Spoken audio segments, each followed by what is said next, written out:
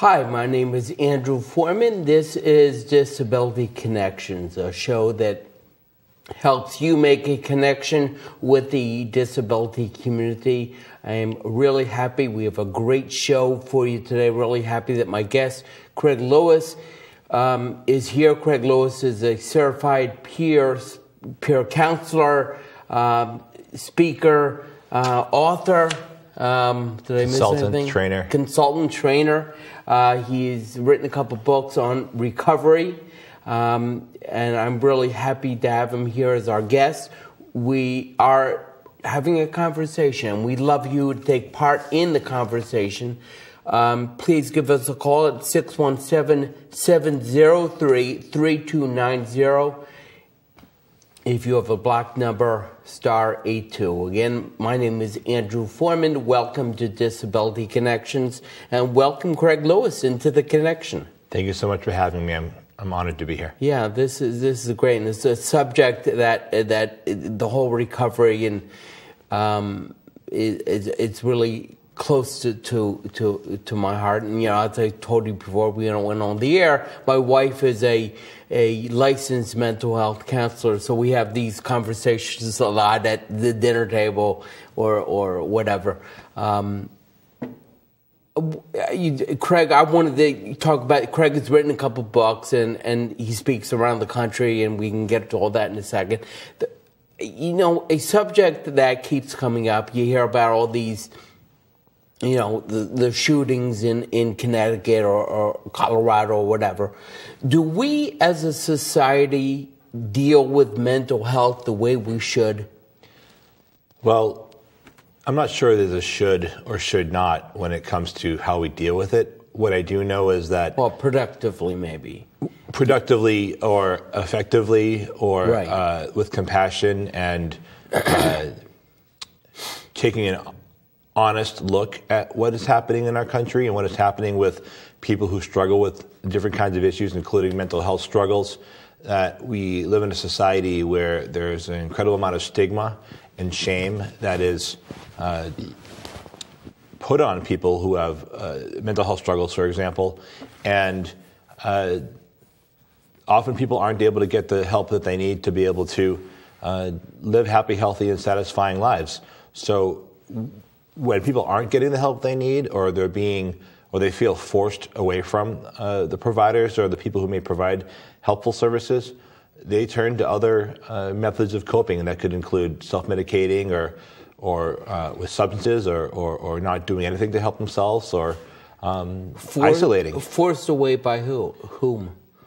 There's a lot of people who may have different kinds of struggles who may initially connect with a mental health provider of some sort and not feel respected or understood. Okay. And there's no doubt that, for people who are of lower income or marginalized people, and really that's how I identify myself as a marginalized person due to my lived experience and what I've gone through throughout my life, I know that there's a disparity in how people are treated and the quality of care and the effectiveness of what is provided isn't always so great. And certainly people who are affluent have similar issues because, mental health stigma is mental health stigma. And the difference is if you have access to better quality doctors and care, you might have a better chance of getting or developing a better life for yourself. But certainly people are not getting what they need. And the people who are doing these things in our country that are devastating and horrendous are also victims. They're also people who are not being treated right. Why are they not getting the things they need? Again, stigma. You talk about having a mental health struggle, and people look at you differently. People think things about you, or they assume things. And the only thing I know that is safe to assume is that another person has had a struggle of some sort that I may know nothing about. Yet that could explain a lot of their behavior. So we must not assume much of anything else because everyone has lived experience that has affected or impacted how they live their life. And when that's not respected and when that's not understood and there's not much of an effort to understand those people, things go awry. And we've had a lot of that in this country in the past few years. My daytime job is a disability advocate. And people with disabilities in general have a negative connotation to it. I don't think, like folks with the mental health struggle, people with, whether it's depression or anxiety or post-traumatic stress, is part of this. So part of this stigma is a negative. They're looking at you and they're saying, "Well, Craig is a weak person." Is that what they're saying? There are people who have treated me less than kindly because of a word or a label that's been applied to me and my state of mental health. Absolutely. Okay, but is part of the issue the professionals, quote unquote, professionals of society, the people, the I don't know, the Department of Developmental Services or the Department of Mental Health. I mean, the doctors of the world that are supposed to treat. I don't know if that's right, or help you along with the struggle. Do they look down on it as well, which increases the way that other people think of it negatively? Well, I appreciate that question. I'm not a huge fan of the traditional mental health system, and especially not of the old school psychiatry that is often at the root of many of the crises we have in our country. There are people who provide mental health care who are good people and really mean well and are helping to the best of their ability, are compassionate.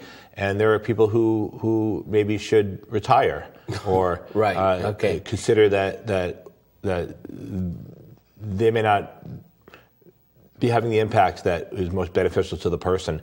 I certainly have had a lot of personal experience with both providers who are really good, really good, but also some that were really terrible. Right. And I have experienced all that I have, a massive amount of trauma and crisis throughout my life, much due to, I'll say it, psychiatrists who have not been good to me. Most of my life has been greatly damaged by psychiatrists who have not been good to me. And, once that label was put on me and once I was, institutionalized and put on heavy psychotropic medication, and I actually got worse. I got worse, and I got worse, and I got worse, and I actually became what they said I was. I now know that when I look back at my life, and I have done a lot of research, and I see that, well, they were very wrong from the very beginning. My biggest issue was dealing with trauma, and that's the trauma of being institutionalized and being put on medications that I now know made me sick. So I still see a psychiatrist, and that person is wonderful to me, and she is empathetic and supportive and compassionate, and she sees me as a person for who I am. And I'd like to hope that there'll be a lot more people who, if they're going to get into the field of mental health care, whether it's in psychiatry or social work or whatever a person chooses to be part of the helping profession, that they do so because they want to help, that they want to make a difference. And I'd go as far as to say that's probably likely that most people who get into this work want to help in some way, but unfortunately, they can't. Things happen, life happens, things change, and it's very difficult to, I think, stick to your integrity and do the right thing. I've had a lot of experiences where maybe the people who were there to help me meant well, but they really harmed me. Right. My life is the way it is, which is actually pretty good life, all things considered, considering what I've been through, as a result of horrendous abuses and bad decisions and bad choices by mental health providers. Really? Oh, yeah, absolutely. Really. It's funny. I want to get to your books and the web, Better Days. Better Days. But my wife, as I said, works for a counseling agency out in Taunton. And the owner of the agency, Dr. Stahl, he's in business to counsel. That's his business. But he always tells me almost every year at a Christmas party or whatever that we over medicate ours, and that's almost what you were just saying. I know factually that I was on medication for 25 years that actually made me sick, and I got off that medication. And I got better. Go figure. Interesting. So that's what you're saying. And that's reality. That's what happened. I got better. Interesting. Such a topic. The first time I thought clearly in my adult life was when I went off the medication. Really? And let's just be clear. I do still take medication, and it helps me with the intensity that I experience as a result of all the trauma that I've experienced, as a result of being put into the system really manipulatively and inappropriately. Yet I do deal with trauma, and some people benefit from medication, so I'm certainly not saying don't take medication. I'm not saying do take medication. But there's no right, there's whatever works. What I'm saying is people need to be informed on what's available and to make the best decision based on the information they have. And if they're being told what to do and they're not being informed on all the options, that's a problem. I think if people can make educated decisions with good quality information, Google's your friend. Look it up. If you're not getting what you need as far as information from a provider, ask someone else. A person could choose to go to a therapist and exercise and meditate, and that might really make them feel a whole lot better. Another person might choose that they want to try one kind of medication or another, and that might benefit them. I'm not pro-medication or anti-medication. I'm really just pro-wellness, happiness, satisfaction with life. So however a person gets that accomplished for themselves, I support that. I mean, I'm not a big supporter of, using alcohol and street drugs, but at the same time, people who do use those substances are trying to ultimately get through the pain. Right. I respect that, and I understand that as being evidence of somebody who desperately wants to make their life better. Interesting. My name is Andrew Foreman. This is Disability Connections. Please, if you want, please join our conversation, 617-708-3290. If you have a block number, *82. Talk to me about Better Days. Better Days. I'm going to hold up the book so people can see it. Craig has written 2 books. Well, I wrote this book, Better Days, a mental health recovery workbook. I have another book called You're Crazy, which is an anthology of 27 stories, first-hand accounts of people from the punk rock scene in the United States and Europe, talking about their experiences with mental health struggle, addiction, and trauma. A second volume is in the works right now in the editing process, and a third volume has the call for contributions up now, so people are sending in their stories, which is wonderful. Better Days, this workbook that I just held up is titled Better Days, a mental health recovery workbook. It is a curriculum that is designed to help individuals who have any sort of struggle, whether it's with a mental health struggle or addiction or trauma or stress or frustration or communication issues or really anything that gets in the way of you living a happy, healthy life. The way we manage our reactions, the way we conduct ourselves under stress and duress and upset, and when we're triggered or dealing with an upsetting situation, the way we deal with it absolutely impacts the way we get through it. So if we are able to make a informed decision, really honoring that we're the expert on ourselves, in order to be able to deal with the situation that comes up, that maybe in the past we know may have caused all sorts of havoc and chaos. For me, it would be getting fired or getting beaten up or arrested or something similar to that effect. I know that I can't keep doing what I was doing because that results in problems. So because I know that about myself, and I know that I really don't want those problems to continue. I want to have a happier life. I want to have a more satisfying life. I want to be more stable and have the things I want so I can be happy and well. I need to learn how to handle situations that come up so I have a better result, so I can just get on with my life with more peace and less disruption. And the Better Days workbook is 37 passages and worksheets on topics such as dealing with injustice, biting your tongue, sometimes we struggle, the phoenix will always rise, based on my own lived experience and really battle. And I say battle, I'm not saying that lightly. I'm talking about fighting for my life, fighting for a better life, fighting to be happy, to have my needs met so I can have a good life. That's what this book was about. And the origins of Better Days, when I first went back to school in 2006, for the first time going back to college since high school when I graduated in the early 90s, I was so lucky to be able to, or fortunate to go to a program that taught people with mental health struggles how to become peer counselors. And as part of that program, I got college credit, which is wonderful. And also I had to do an internship, and I was able to do a 300-hour internship at a place here in Jamaica Plain, or close by. And part of that internship involved me creating something that would be beneficial to the program. So I proposed a support group called Better Days. So they accepted that, and we made a flyer, and we announced it at the community meetings, and lots of people came, and the supervisor sat in with me, and people participated, people benefited. I came up with this curriculum, this worksheet, and people responded. Somehow I had some sort of skill that I did not know I had.